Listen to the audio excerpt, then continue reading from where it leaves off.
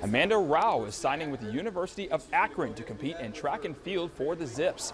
Amanda accomplished a lot during her career in Warren. In her junior year, she earned all Ohio honors in the indoor high jump and the outdoor pole vault. She was also Twin State League, Ohio Valley Athletic Conference, and district champion, all in pole vault.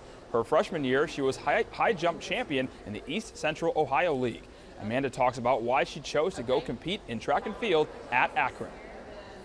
I chose Akron because I felt like they provided the best opportunity to keep competing with high jump and pole vault. I want to keep those two events because that's really kind of why I fell in love with track. Was those events are just some of my favorite things to do, and they also have people in place to keep me healthy throughout my seasons. Akron Children's takes great care of the athletes there, and I just feel comfortable knowing that I'm going to keep being able to stay in my season and not have to worry about being injured.